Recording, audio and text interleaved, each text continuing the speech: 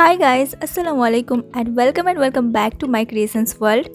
सो इस वाली वीडियो में मैंने आपके साथ शेयर किया था कि ये दीपिका कक्कड़ का जो मेरा इंस्पायर्ड आउटफिट है, इसका फुल डिटेल्स की मैंने कहाँ से इसका मटेरियल्स परचेज़ किया है, कितना कॉस्ट पड़ा है, सब कुछ मैंने बताया था। और चलिए इस वीडियो में हम इसका फुल कटिंग एंड स्टिचिंग आपके साथ स्टेप बाय स्टेप शेयर करते हैं। तो ये ड्रेस बनाने के लिए बेसिकली मैंने 5 मीटर्स का कॉटन फैब्रिक यूज़ किया है। ये है हुक्काबा कॉटन फैब्रिक। तो इसमें काफ़ी सारे इसमें कुछ पैटर्न किया हुआ है। तो मैंने क्या किया है, सबसे पहले इसका ड्राफ्टिंग कर लिया था मैंने पेपर के ऊपर, और ड्राफ्टिंग को बिठा के मैंने इसका जो टॉप पार्ट और जो स्लीव्स है उसका कटिंग किया है। बाय द वे मैंने स्लीव्स के लिए अलग से एक डेडिकेटेड वीडियो बनाया है, क्योंकि इसमें मैंने पफ स्लीव्स और साथ में कफ भी बनाया था। तो उसका लिंक मैं नीचे डिस्क्रिप्शन बॉक्स में दे दूँगी, अगर आप चाहें तो उसे देख सकते हैं। सो चलिए हम इसका जो पेपर के ऊपर टॉप पार्ट का ड्राफ्टिंग किया है वो आपके साथ शेयर करते हैं कि कैसे किया है। ये बहुत ईजी है, बट उससे पहले मैं आपको बता दूँ कि ये जो ड्रेस है, जो मेरा रेडी लेंथ है इस ड्रेस का, ये है 52 इंच, ठीक है। और जो मैंने टॉप पार्ट का किया है, टॉप पार्ट का लेंथ है 14 इंच। तो चलिए अभी हम इसको जल्दी पेपर के ऊपर इसका जो ड्राफ्टिंग है वो करके आपको दिखाते हैं। अगर आपको ड्राफ्टिंग दोनों पार्ट का करना है, बैक पार्ट और फ्रंट पार्ट का, तो आपको क्या करना है, एक पेपर के अंदर दूसरा पेपर को आप इस तरह से रख के कीजिए, तो इसमें आपका दोनों पार्ट ही निकल जाएगा। मैंने यहाँ पे दोनों पार्ट का ड्राफ्टिंग इसलिए किया था ताकि मुझे समझ में आ जाए कि मेरा कितना फैब्रिक टॉप के लिए और स्लीव्स के लिए यूज़ हो रहा है। तो बाकी फैब्रिक मैं अपने हिसाब से कम ज़्यादा करके यूज़ कर सकती हूँ, और डिज़ाइन को भी मैं ठीक ठाक से सेट कर सकती हूँ कि मुझे टॉप पार्ट के लिए कौन सी डिज़ाइंस, मतलब वहाँ पर थोड़ा सा पैटर्न हुआ था, तो इसमें बहुत ईजी हो जाता है। तो अगर आप भी कुछ डिज़ाइनर फैब्रिक के साथ काम कर रहे हैं ना, तो इस तरह से ड्राफ्टिंग बना के कीजिए, बहुत इजी होगा। तो चलिए अभी और देर नहीं करते और वीडियो को स्टार्ट कर देते हैं। सो सबसे पहले हमें शोल्डर का मेजरमेंट करना है। तो शोल्डर है यहाँ पे मेरा 13 इंच, उसका हाफ 6.5 इंच पे यहाँ पे एक पॉइंट ले लिया, और जितना शोल्डर है उतना ही हमें हमारा आर्म होल का पॉइंट होगा। तो यहाँ पे 6.5 इंच पे और एक पॉइंट ले लेना है आर्म होल के लिए, और अभी यहाँ पे एक स्क्वायर बॉक्स बना लेना है। और इस लाइन को हम एक्सटेंड कर देंगे, और ये लाइन हो जाएगा हमारा चेस्ट का लाइन, ठीक है। तो ये लाइन को हम एक्सटेंड कर देते हैं। तो ये है हमारा चेस्ट लाइन।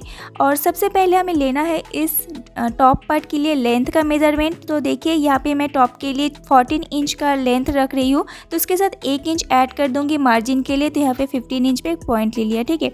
और ये जो पॉइंट ले लिया है, इस लाइन को भी हम एक्सटेंड कर देते हैं। तो ये हमारा लेंथ हो गया है टॉप पार्ट के लिए। सो अभी हमें लेना है चेस्ट का मेज़रमेंट। तो ये लाइन जो है, ये है चेस्ट का लाइन। तो जितना भी आपका लेंथ है उसे 4 से डिवाइडेड कर लेना है। तो यहाँ पे है मेरा 36, 4 से डिवाइडेड किया तो हो गया 9 इंच। यहाँ पे एक पॉइंट ले लिया, 2 इंच हमें यहाँ पे मार्जिन के लिए भी एक पॉइंट ले लेना है, ठीक है।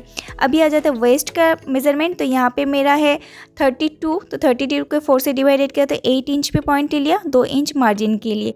अब सभी पॉइंट को हम इस तरह से स्लैंटिंग पे मिला देंगे। और अभी हमें यहाँ पे आर्म होल का शेप देना है। तो सबसे पहले हम बैक आर्म होल का शेप देंगे। तो यहाँ पे हम 1.5 इंच पे एक पॉइंट ले लेंगे, और उसके बाद यहाँ पे हम शेप दे देंगे। तो ये हो गया हमारा बैक आर्म होल का शेप।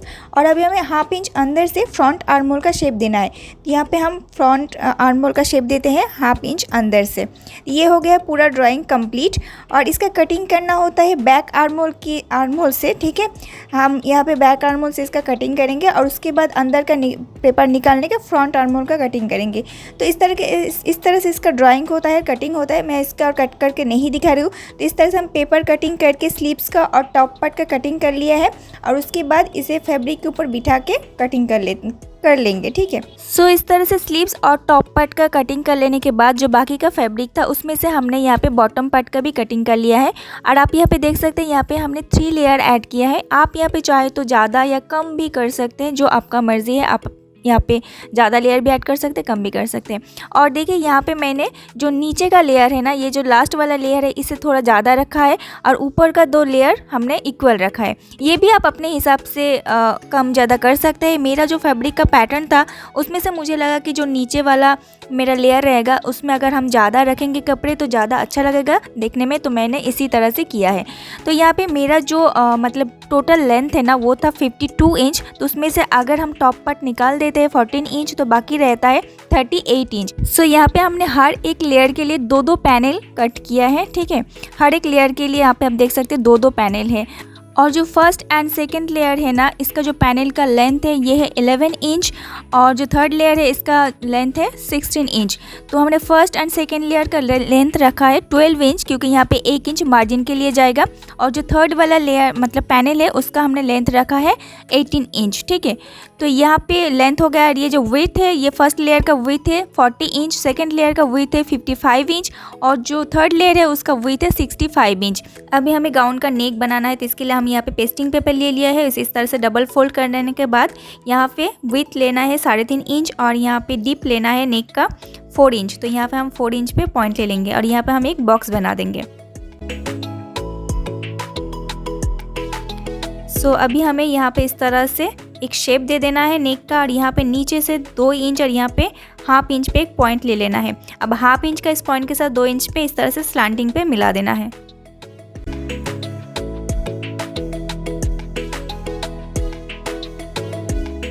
अब इसका कटिंग कर लेना है।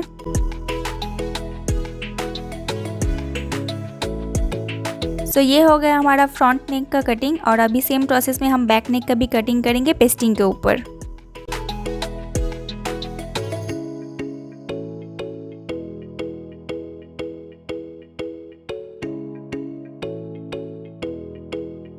सो ये फ्रंट नेक का पेस्टिंग है जिसे हम फैब्रिक के ऊपर स्टिच कर दिया है। अभी हम यहाँ पे पोटली बटन अटैच करते जाएंगे। ठीक है, तो हमें पोटली बटन किस तरह से करना है, यहाँ पे आप देख सकते हैं विजिबल हो रहा है ना, तो यहाँ पे हम मार्क कर लेंगे और यहाँ पे हम पोटली बटन को स्टिच कर देंगे। तो यहाँ पे मैं 1-1 मीटर दूर में इस तरह से मार्क कर लिया है और इस तरह से रख के मैं यहाँ पे स्टिच कर लूँगी। यहाँ से स्टिच करना है, तो आपको कितना रखना है, कितना दूर पे रखना है आप अपने हिसाब से कर सकते हैं। तो इस तरह मैं 1-1 इंच दूर पे इस तरह से पोटली बटन रख के इसका स्टिचिंग कर लूँगी। तो यहाँ पर आप देख सकते हैं इसका स्टिचिंग कंप्लीट हो गया है। हमने यहाँ पर स्टिच कंप्लीट कर लिया है। अभी हम सेम प्रोसेस में बैक पार्ट का भी कर लेंगे। ठीक है, तो यहाँ पे बैक पार्ट का भी सेम है। तो अभी हम इसका भी अपोजिट साइड में 1-1 इंच में जैसे मैंने पोटली बटन फ्रंट नेक के लिए अटैच किया था सेम प्रोसेस में यहाँ पे भी अटैच कर लेंगे। तो इस तरह से हम इसे भी रख के अटैच कर लेते हैं। सो यहाँ पे आप देख सकते हैं पोटली बटन यहाँ पे स्टिच हो गया है। अभी इसे फैब्रिक के ऊपर रखना है। तो फैब्रिक की सीधी साइड के ऊपर इस तरह से रखना है और यहाँ पे बिल्कुल मिला के ना यहाँ पे एक रफ स्टिच कर लेना है। इसमें क्या होगा, जब आप यहाँ पे स्टिचिंग करेंगे किनारे से तो ये बिल्कुल हिलेगा नहीं। तो अभी हमें क्या करना है, इसका बिल्कुल किनारे से ना एकदम किनारे से इसका स्टिचिंग कर लेना है। सो यहाँ पे स्टिचिंग हो गया है। अभी हाफ इंच छोड़ के इसके कटिंग कर लेना है। तो यहाँ पर आप देख सकते हैं हाफ इंच छोड़ के हमने कटिंग कर लिया है। अभी यहाँ पे छोटा छोटा इस तरह से कट्स लगा देना है। ठीक है, तो इस तरह से हम पूरा कट्स लगा देंगे और उसके बाद इसे इस तरह से फ्लिप कर देंगे। सेम प्रोसेस में हम फ्रंट नेक का भी कर लेंगे। ठीक है, तो इसे इस तरह से फ्लिप कर देने के बाद ऊपर से एक टॉप स्टिच लगा देंगे। तो इसमें अच्छे से फिनिशिंग हो जाएगा, बहुत अच्छा फिनिशिंग आएगा। और इसका जो अपोजिट साइड है ना, ये जो अपोजिट साइड है इसे क्या करना है, आप चाहे तो बिल्कुल किनारे से इसका तुरपाई भी कर सकते हैं हाथ से या फिर मशीन स्टिच कर सकते हैं। सो सेम प्रोसेस में हम फ्रंट नेक का भी कर लेंगे। सीधी साइड के ऊपर इसे हम इस तरह से रखना है और बिल्कुल बीच में से इसे रखना है और जैसे हमने यहाँ पे किया था ना बैक पार्ट में, मिडिल पे एक राफ स्टिच कर लेना है ताकि ये बिल्कुल हिले नहीं। और उसके बाद क्या करना है, एकदम किनारे से हमें जैसे हमने किया था एकदम किनारे से इसका स्टिचिंग कर लेना है। ठीक है, सो यहाँ पे किनारे से हमने स्टिचिंग कर दिया है। अभी हाफ इंच छोड़ के इसका भी हम कटिंग कर लेंगे। ठीक है, सो यहाँ पे हमने हाफ इंच छोड़ के कट कर लिया है और यहाँ पे छोटा छोटा जो कट्स है ना, कट्स लगाना था वो भी हमने लगा दिया है। अभी हम इससे फ्लिप कर देते हैं। सो इसे अच्छे से फ्लिप कर लेने के बाद, अच्छे से सेट कर देने के बाद ऊपर से टॉप सिलाई ज़रूर लगा देना, इसमें फिनिशिंग बहुत अच्छा होता है। तो हम ऊपर से एक टॉप सिलाई लगा देंगे एकदम किनारे से।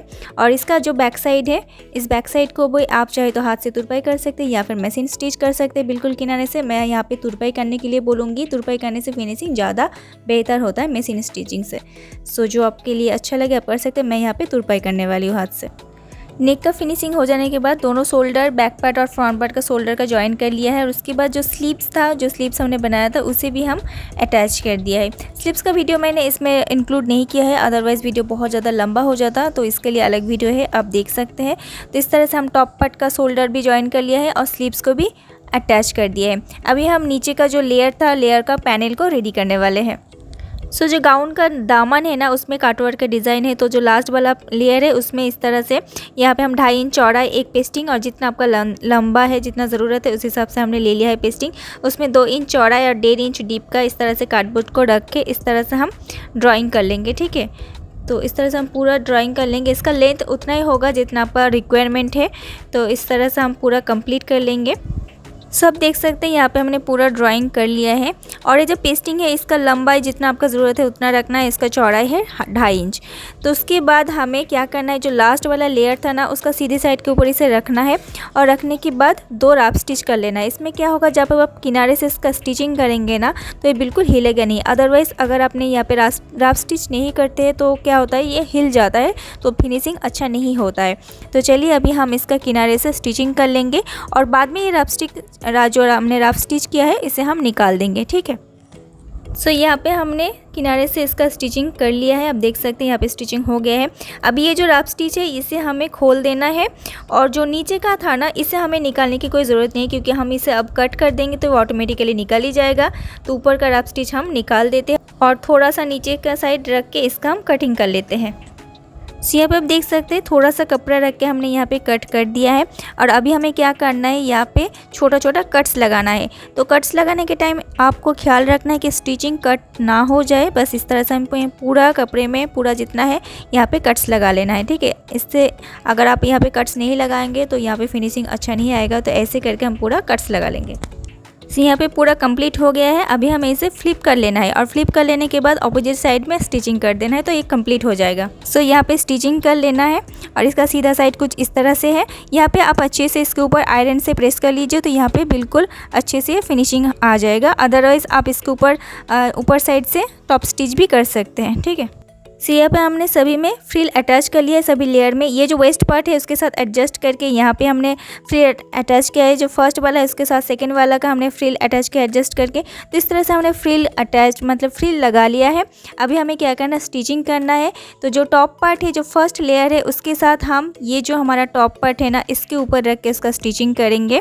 तो जो वेस्ट पार्ट है इसके साथ इस तरह से हमें रखना है और इसका फ्रिल भी हम इस तरह से एडजस्ट कर लेंगे और इसका स्टिचिंग कर लेंगे। तो इस तरह से सीधी साइड के ऊपर इस तरह से रख के हम इसका स्टिचिंग कर लेंगे। जब ये कंप्लीट हो जाएगा तो उसके बाद ये जो सेकंड वाला है, सेकंड वाला को भी इस तरह से हमें रखना है और फ्रिल को हमें एडजस्ट कर लेना है अगर थोड़ा सा कम ज़्यादा है तो। एंड देन इसके ऊपर रख के सेम प्रोसेस में इसका भी हम कर लेंगे। उसके बाद जो सेकंड वाला है उसके ऊपर हम थर्ड वाला रख के इस तरह से हम स्टिचिंग कर लेंगे। यहाँ पे मैं आपको दिखा देती हूँ, ये जो टॉप पार्ट है उसके साथ जो फर्स्ट लेयर था उसका हमने स्टिचिंग कर लिया है। तो आप देख सकते हैं कुछ इस तरह से है। इस तरह से हमने सीधी साइड के ऊपर सीधी साइड रख के एकदम एडजस्ट करके यहाँ पे स्टिचिंग कर लिया है।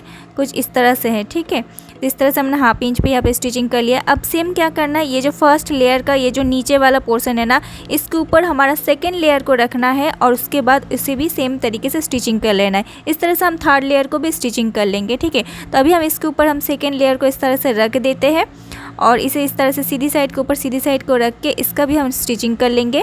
और सेम प्रोसेस हम करेंगे, जो सेकंड लेयर है उसका नीचे का जो पार्ट है उसके साथ हम थर्ड लेयर को भी स्टिचिंग कर देंगे। तो इस तरह से हम बैक पार्ट और फ्रंट पार्ट दोनों का कंप्लीट कर लेते हैं। ठीक है, सो इसी तरह से इसी प्रोसेस के साथ हम बैक पार्ट और फ्रंट पार्ट का जो लेयर था तीनों लेयर को इस तरह से अटैच कर देंगे। एंड देन अटैच कर देने के बाद इसका हम फिटिंग्स के साथ स्टिचिंग कर लेंगे तो ये बिल्कुल कंप्लीट हो जाएगा। तो ये था पूरा ट्यूटोरियल। आई होप आपको अच्छे से समझ में आया है। अगर कोई भी कन्फ्यूजन है, कोई भी डाउट है तो आप मुझे नीचे कमेंट करके पूछ सकते हैं।